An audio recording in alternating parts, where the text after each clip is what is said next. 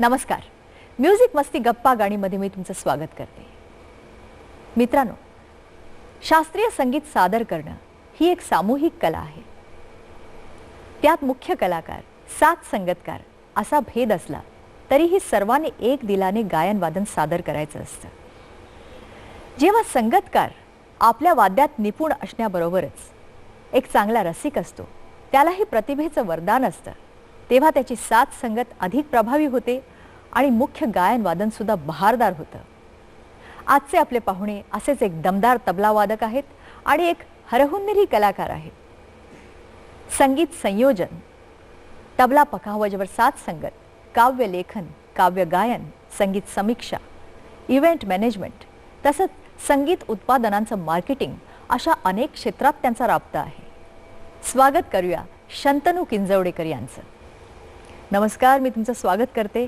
मला वाटतं सलामीलाच तुमचं तबलावादन ऐकलं पाहिजे, पण तुम्ही काय वाजवणार आहात ते जरा थोडक्यात सांगा आणि तुमच्या गुरूंबद्दल सुद्धा सांगा. तबल्याचं शिक्षण कैलासवासी प्रल्हाद अष्टेकर यांच्याकडे झालं. अच्छा. त्याच्यानंतर अतिशय ज्येष्ठ तबलावादक पंडित अरविंद मुळगावकर यांच्याकडे गुरुशिष्य परंपरेने 9 वर्ष माझं तबलावादनाचं शिक्षण झालं. अच्छा. त्याच्यानंतर पंडित सदानंद नाईमपल्लींकडे 2 वर्ष माझं शिक्षण झालं आणि आत्ता सध्या उस्ताद अहमदजान तेरख्वा साहेबांचे शिष्य पंडित अनंत लेले यांच्याकडे माझं तबलावादनाचं शिक्षण सुरू आहे. बरं. तर सुरुवातीला दिल्ली घराण्याचा एक पारंपरिक कायदा मी आपल्या समोर सादर करतो. बरं.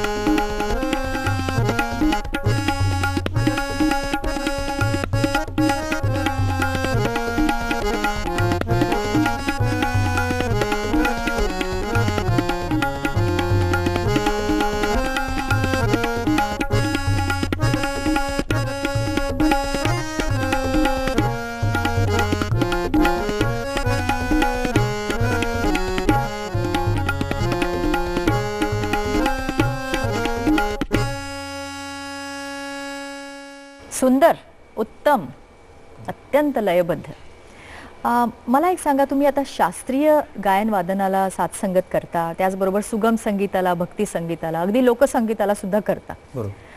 पण तबला वादनाचं शास्त्रीय शिक्षण या सगळ्या प्रकारांना पुरेसं आहे असं तुम्हाला वाटतं?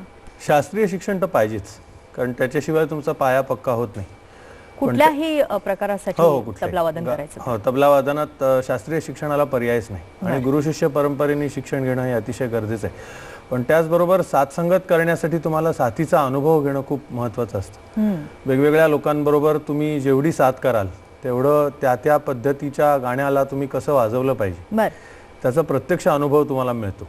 अच्छा. म्हणजे आपण जसं रस्त्यावर एखादं वाहन चालवल्यानंतर आपण चांगल्या पद्धतीने ते वाहन चालवू शकतो आणि घरच्या घरी ते वाहन चालवलं तर आपल्याला अंदाज येत नाही ट्रॅफिक मध्ये कसं वाहन चालवायचं आहे. त्याच्यासाठी तिथेच जाऊन तुम्हाला ते चालवावं लागतं. तसं जास्तीत जास्त अनुभव जेवढा तुम्ही घ्याल साथीचा तेवढं तुम्ही साथीदार म्हणून अधिक परिपक्व होत जाता. पण तबल्याचं शास्त्रशुद्ध शिक्षण हे फार महत्त्वाचं आहे. तुमचं असं स्वतःचं म्हणणं आहे की सुगम संगीताला साथ संगत करायची तर साथीदार कल्पक असायला हवा.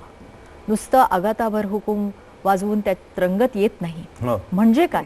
म्हणजे आपल्याकडे वेगवेगळ्या पद्धतीचं संगीत गायलं जातं. म्हणजे उदाहरणार्थ आपण भजन हा एक प्रकार जरी घेतला हो. तर त्याच्यात वेगवेगळ्या प्रांताची वेगवेगळ्या पद्धतीनं गायली जाणारी भजन आहे. म्हणजे आपल्याकडे वारकरी संप्रदायाची फार मोठी परंपरा आहे. खरंय.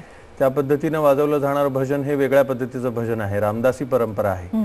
त्याच्यानंतर अलीकडच्या काळामध्ये काही हिंदी गायकांनी सुद्धा खूप चांगली भजनं गायलेली आहेत. तर त्या पद्धतीचं भजन वाजवताना त्या पद्धतीचे ठेके आणि त्या अंदाजानं वाजवणं, त्या ढंगानं वाजवणं हे जास्त अपेक्षित आहे. त्याचा परिणाम वाढवण्यासाठी, कारण साथीदाराच्या साथीमुळे गाण्यातली रंगत वाढणं हे अपेक्षित आहे. अगदी बरोबर आहे.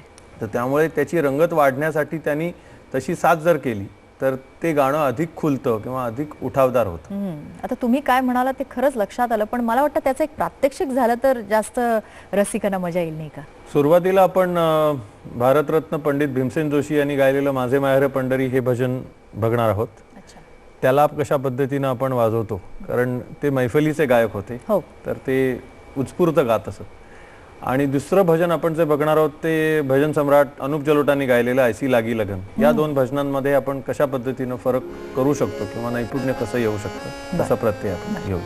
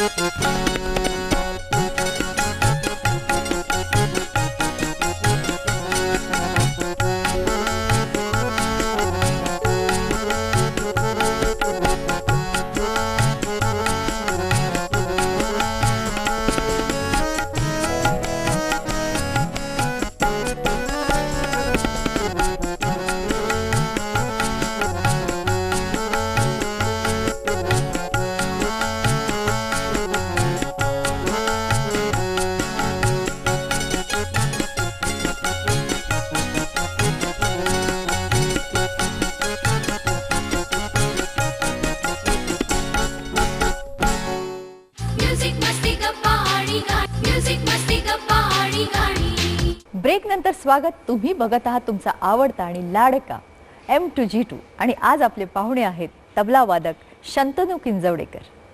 शंतनू, तुम्ही लहानपणापासून तबला वादक व्हायचं ठरवलं होतं का?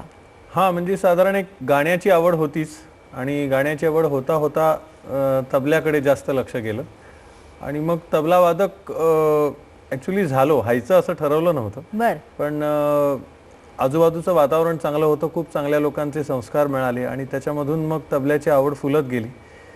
आणि शिक्षणाबरोबर तबला या दोन्ही गोष्टी, शिक्षण आणि तबला या दोन्ही गोष्टी सुरू झाल्या. आणि मग अनेक चांगल्या दिग्गजांकडे शिक्षण झालं आणि मग आता तबला आणि माझा व्यवसाय असं दोन्ही चालू आहे सध्या. अच्छा, तुमचा व्यवसाय म्हणजे त्याच्याबद्दल आपण बोलूच, पण तत्पूर्वी मला तुम्हाला विचारायचं आहे की तुम्हाला अनेक मोठ्या कलाकारांचा सहवास लाभला. बरोबर. आणि त्यांचे संस्कार सुद्धा तुम्हाला अर्थातच मिळाले. हो. तर तुम्हाला विशेष असा काही कलाकारांचा असा ऋणनिर्देश करावासा वाटेल का? अर्थातच. पंडित जितेंद्र अभिषेकी बुवा यांच्याबरोबर विविध संगीत नाटकांच्या वेळेला आम्ही ज्या वेळेला चाली बांधत असत ते, तर त्यावेळेला त्यांचा खूप सहवास मिळाला. त्यामुळे तर त्यामुळे त्यांचे संगीताबद्दलचे विचार ते खूप ओपन माइंडेड होते. तर संगीताबद्दलचे विचार त्यांचे ऐकायला मिळाले. त्यांच्या शिष्यांपैकी अजित कडकडे, प्रभाकर कारेकर, अलीकडच्या पिढीतल्या देवकी पंडित, त्याच्यानंतर त्यांच्याच संस्कारातून तयार झालेले संगीतकार अशोक पत्की, संगीतकार विश्वनाथ मोरे, अनिल मोहिले आणि अलीकडचे शंकर ऐसॉनलॉय. म्हणजे शंकर माझा चांगला मित्र आहे, त्यामुळे त्यांच्याही बरोबर पुष्कळ काम करायला मिळालं. पण तुम्ही आता म्हणालात की तबलावादन मी करतो माझा व्यवसाय सांभाळून. आता तुम्ही फारच म्हणजे अनेक म्हणजे इव्हेंट मॅनेजमेंट तुम्ही करता, नंतर कविता लिहिता आणि त्यांना संगीत वगैरे संगीतबद्ध करता, पण त्याच्याशिवाय तुम्ही मार्केटिंग करता. हो. तर मार्केटिंग म्हणजे कसं, म्हणजे तुमच्या स्वतःची कंपनी आहे का तुमची? हो, हार्मनी विजन आणि ऊर्जा एंटरटेनमेंट अशा दोन कंपन्या माझ्या आहेत. तर ज्याच्यामध्ये हार्मनी विजनमध्ये मी संगीता खेरीज म्हणजे मनोरंजन क्षेत्राव्यतिरिक्त ज्या गोष्टींचं मार्केटिंग करतो त्या गोष्टींचं मी मार्केटिंग करतो, म्हणजे ब्रँडिंग ज्याला आपण म्हणतो ते जास्त काम करतो मी. अच्छा. आणि ऊर्जा एंटरटेनमेंटमध्ये मी इव्हेंट आणि बाकीच्या मार्केटिंग प्रॉडक्ट्सचं मार्केटिंग करतो, म्हणजे ज्याच्यामध्ये रिंगटोन्स आले त्याचं पण मार्केटिंग आहे, कारण आता हल्ली खूप मोठी बाजारपेठ आहे रिंगटोन्सना. तर त्याच्यानंतर सीडीज आल्या, वेगवेगळ्या प्रकारचे कन्सेप्च्युअल शोज आले. असं आता संगीत म्हणजे खूप वेगवेगळ्या प्रकारचे, आता आंतरराष्ट्रीय ग्लोबलायझेशन झाल्यानंतर संगीताची सगळी परिमाणच बदलली. खरंय. आणि वेगवेगळ्या पद्धतीचं संगीत आपल्याकडे येतं आणि आपणही वेगवेगळ्या पद्धतीचं संगीत जगामध्ये वितरित करत असतो. तर ह्याच्यामध्ये वितरण हा फार मोठा भाग आहे, की पोचलं पाहिजे. तुम्ही एखादी गोष्ट केली तरी ती जगापर्यंत पोचणं हा खूप मोठा भाग असतो. तो पोचवण्याला जर संगीताशी संबंधित असेल तर तो ते काम अधिक आपुलकीनं करतो. पण तुम्ही म्हणजे असं ठरवलं का की मला असं करायचंय, वेगळ्या क्षेत्रात जायचंय, जोडीला अजून एक व्यवसाय हवा, असं तुम्हाला वाटलं? हां, तो एक म्हणजे संगीताच्या दृष्टीनं संगीत हे व्यवसाय म्हणून सगळ्या जणांनाच यशस्वीपणे करता येतं असं नाही, कारण कार्यक्रमाची संख्या कमी जास्त होत असते. पण त्याचबरोबर माझं MBA शिक्षण झालेलं आहे. बरं. आणि MBA करता करता एखाद्या गोष्टीचं उत्पादन झाल्यानंतर ती पोचणं हे किती गरजेचं आहे आणि आपण त्याच्यामध्ये खूप कमी पडतो हे कुठेतरी जाणवलं. बरं. तर मग त्याचा कमर्शियल उपयोग कसा करता येईल आपल्या ज्ञानाचा, आणि आपला छंद आणि आपलं शिक्षण याचा ताळमेळ घालून आपण काही करू शकतो का, याचा विचार सुरू झाला. आणि काही रेकॉर्डिंग कंपन्यातनं काम केल्यानंतर मग त्याच्या अनुभवातून स्वतःचा व्यवसाय सुरू केला 12 वर्षापूर्वी. अच्छा. मित्रांनो, आता आपण एक छोटंसं मध्यांतर घेतोय. मध्यांतरानंतर लगेच पुन्हा भेटूया. बघत रहा तुमचा आवडता आणि एकमेव M2G2. ब्रेक नंतर स्वागत. तुम्ही बघत आहात तुमचा आपला आणि हक्काचा म्युझिक मस्ती गप्पा गाणी. आणि आज आपले पाहुणे आहेत तबला वादक शंतनू किंजवडेकर. आता आपण थोडंसं ललित विषयाकडे वळूया. तुम्हाला कवितांचा छंद आहे आणि अनेक मोठ्या कवींच्या कविता तुम्हाला मुखोद्गत आहेत. आणि काही कविता तुम्ही स्वतःही रचलेल्या आहेत आणि त्या संगीतबद्ध केलेल्या आहेत. आता मला काय ऐकवणार, तुमची स्वतःची कविता ऐकवणार का? हां, म्हणजे एक प्रयत्न केलाय. प्रत्येक कलाकाराला तो ज्या वेळेला प्रकाशाच्या किंवा प्रसिद्धीच्या झोतात असतो त्यावेळेला त्याला सगळंच जग ओळखत असतं, परंतु सामान्य माणसाप्रमाणे कलाकारालाही वार्धक्य आहे. आणि तो ज्या वेळेला खऱ्या अर्थाने थकतो त्यावेळेला बरेचसे जण त्याला सोडून जातात. म्हणजे नटसम्राट नाटकामध्ये नटाची जी एक शोकांतिका मांडलेली आहे तशीच शोकांतिका काही संगीतकारांच्या आयुष्यात पण आली. तर ती शोकांतिका आपण शब्दात मांडू शकू का, असा एक विचार कुठेतरी केला. आणि त्याच्यामधून एक काव्य लिहिलं आणि त्याला चाल लावली. थोडंसं उदास गाणं आहे, परंतु माझ्या दृष्टीने माझं आवडतं गाणं म्हणून मी ते सादर करतो. मावळतीचे रंग पुसटते भरून आला सुरानो जाऊ नका रे सुरानो जाऊ नका रे जिथे वेचिले माणिक मोती तिथेच पुसली गेली नाती जोवर तुम्ही गळ्यात तोवर राहील माझा नूर सुरानो जाऊ नका रे सुरानो जाऊ नका रे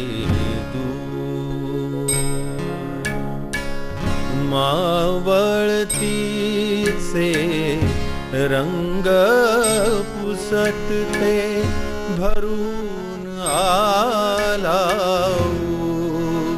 सुरानो जाऊ नका रे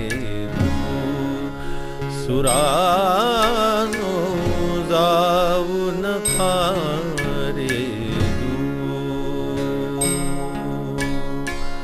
तुम्ही सजविले सूर सोहळे आठवये ता भरती डोळे फिरेल जग हे शोधित माझ्या राखे मथले सूर सुरानो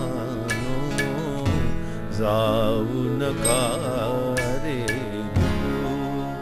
सुरानो जाऊ नका रे सुरानो जाऊ नका रे. अतिशय भावूक आणि आर्त. तुमच्या गळ्यात सूर आहे म्हणजे तुम्हाला मला वाटतं गायनाची सुद्धा आवड आहे. आवड. त्यामुळे कधी असा प्रयत्न नाही केला गायचा? नाही, गाणं पूर्वी म्हणत होतो पण नंतर तबल्याकडे लक्ष जेव्हा गेलं त्यावेळेला मग दोन्हीपैकी एक असा जेव्हा प्रश्न निर्माण झाला तेव्हा मनाचा कौल तबल्याकडे जास्त होता म्हणून मग तबला वाजवला. परंतु गाणं शिकल्यामुळे साथ करताना त्याचा फायदा होतो. अर्थात गायकाची मनस्थिती त्यावेळेला काय असेल खरंच गाताना याचा एक अंदाज येतो. हो. बरं, तुम्ही आता काव्य, नाट्य, संगीत या कलांवर प्रेम करणारे कलाकार आहात. तर या मंचावरून तुम्हाला रसिकांना काही सांगायचंय का? नाही, खरं तर रसिकांना काही सांगण्या एवढा मी अधिकारानं वयानं मोठा नाहीये. परंतु एक मित्र म्हणून मी सांगू शकेन की पुष्कळ वेळेला आता संगीतामध्ये काही जण एका विशिष्ट पद्धतीच्या संगीताची आराधना करतात. म्हणजे क्लासिकल गाणारे लोक क्लासिकल वरती मनापासून प्रेम करतात. पण संगीत हे खूप मोठं असल्यामुळे सगळ्या प्रकारचं संगीत जर आपण त्याचा आस्वाद घेतला आणि स्वतः आस्वाद घेऊन जर त्याचा आनंद लोकांना देण्याचा प्रयत्न केला तर कुठे कुठे तरी कणाकणाने आपणच प्रगल्भ होत जातो. आपणच आपल्या विचारांची क्षितिजा अधिक चांगल्या पद्धतीनं विस्तारतात आणि संगीत पुन्हा नव्या नव्याने आपल्याला कळत जातं. तर तसं जर सगळ्या लोकांनी केलं तर तेही अधिक चांगला आनंद घेतील आणि दुसऱ्यांनाही चांगला आनंद देऊ शकतील. खरं आहे. तुम्हाला मी खूप सुयश चिंतित आहे आणि तुमच्या सगळ्या, कारण तुम्ही एक हरहुन्नरी कलाकार आहात, तर तुमच्या सगळ्या उपक्रमांना M2G2 तर्फे खूप शुभेच्छा. आणि तुम्ही आज जो सहभाग दिलात त्याबद्दल धन्यवाद. तुम्ही मला वाटतं कोकणातले आहात नाही का? हा, गोवा आणि कोकणाच्या बॉर्डरवरचा आहे. बरं. कोकणी उलयता मातशी मातशी? हा, मातशी येता येता. बरें बरें दिसलें. देव तुझें बरें करूं. आता समारोपासाठी काय तुम्ही सादर करणार आहात? समारोपासाठी तबल्यामध्ये ज्या वेळेला तबला सोलोमध्ये ज्या वेळेला तो संपतो त्यावेळेला ज्याला आपण त्याचा उत्कर्ष बिंदू किंवा क्रिसेंडो म्हणतो, तर त्यावेळेला काही बुजुर्गांच्या रचना वाजवायची पद्धत असते त्यांचं नाव सांगून. तर म्हणजे आपण त्यांच्या रचना वाजवतो ह्याच्याबद्दलची कृतज्ञता व्यक्त करणं हा त्यामागचा एक उद्देश असतो. तर अशा पद्धतीच्या एक 2-3 रचना ज्या काही आपल्या वेळेत बसतील त्या वाजवण्याचा विचार आहे. आणि त्या जोरदारच होतील कारण तुमच्या हातात जादू आहे. उस्ताद आमिर हुसेन खान साहेब. तकते ना तकदिन दिन दा तरकत तकता के तरकत तकता के नधा गेगे तक गेगे ना ना कता कता तरकत तकता के तरकत तकता दी कत नदी धा धा धा नदी धा धा धा नदी धा धा धा तकत धा धा.